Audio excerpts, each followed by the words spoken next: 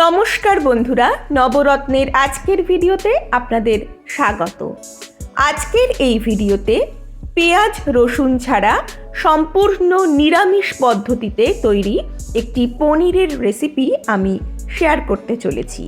তার জন্য আমি 800 গ্রাম মতো পনিরকে ছোট ছোট কিউব আকারে কেটে নিয়েছি। একটা বড় সাইজের টমেটোকে মিক্সিং জারে দিয়ে ভালোভাবে পেস্ট করে নিয়েছি। অন্যদিকে এই রান্নার জন্য আমার লাগবে কিছু গোটা মশলা, আর তার সঙ্গে লাগছে কাঁচা লঙ্কা কুচি ও কাজু বাদাম। আমি ওভেনে একটা ফ্রাইং প্যান গরম করে এতে একে একে গোটা মশলাগুলো দিয়ে দিচ্ছি। এখানে আমি দিচ্ছি লবঙ্গ, এলাচ, দারচিনি, জয়িত্রী, কালো মরিচ আর দিচ্ছি স্টার অ্যানিস বা তারা ফুল। ভালোভাবে একটু নাড়াচাড়া করে যখন দেখব বেশ সুন্দর একটা গন্ধ বেরোচ্ছে তখন গ্যাসটাকে বন্ধ করে দেব। আর খেয়াল রাখবেন কিছুতেই যেন মশলাগুলো পুড়ে না যায়, তাহলে তেতো হয়ে যাবে। এরপর ওই একই পাত্রে সামান্য সাদা তেল গরম করে আমি কাজু বাদামগুলোকে ভেজে নিচ্ছি। এবার এই ভেজে রাখা কাজু আর শুকনো খোলায় ভেজে রাখা মশলাটাকে ভালোভাবে মিক্সিং জারে দিয়ে একসঙ্গে পেস্ট করে নিতে হবে।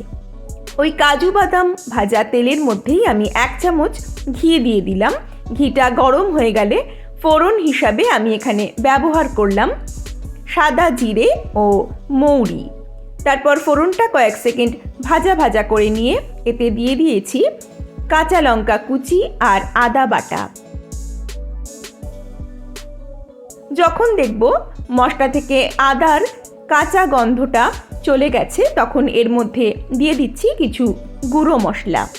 আমি এখানে দিয়েছি 1/2 চামচ কাশ্মীরি লাল লঙ্কার গুঁড়ো, 1/2 চামচ হলুদ গুঁড়ো আর 1 চামচ ধনে গুঁড়ো।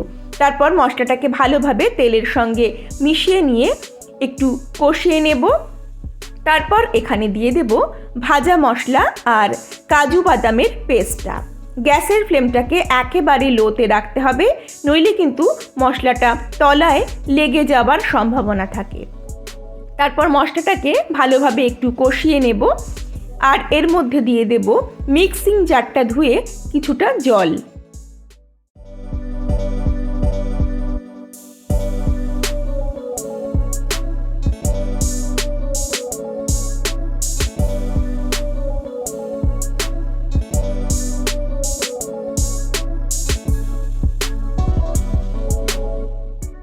এই সময় এখানে স্বাদ মতো নুন আর চিনি আমি দিয়ে দিলাম। তারপর আবারও মশলাটাকে খুব ভালোভাবে কষিয়ে নেব। যখন দেখব মশলাটা কষে পাশ থেকে তেল ছাড়তে শুরু করছে তখন এর মধ্যে আমি দিয়ে দিচ্ছি টমেটো পেস্টটা। তারপর টমেটোটাকে মশলার সঙ্গে আরও ভালো করে মিশিয়ে নিয়ে কিছুক্ষণ এটাকে কষিয়ে নেব।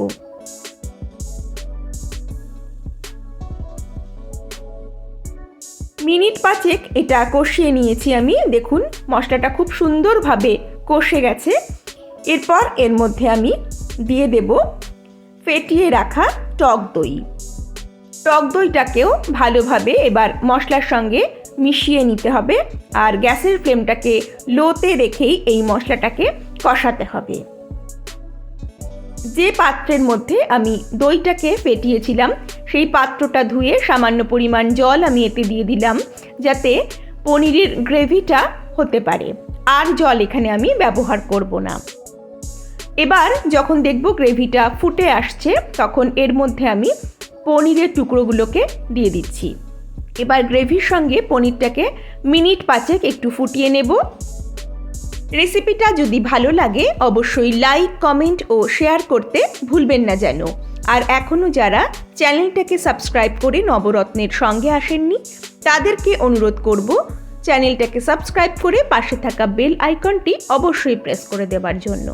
তাহলে আমি যখনই নতুন ভিডিও আপলোড করব তার নোটিফিকেশন সবার আগে পৌঁছে যাবে আপনার কাছে। দেখুন পনিরটা বেশ সুন্দর নরম রয়েছে।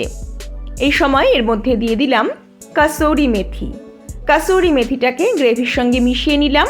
তারপর এতে দিয়ে দিলাম কুচনো ধনে পাতা।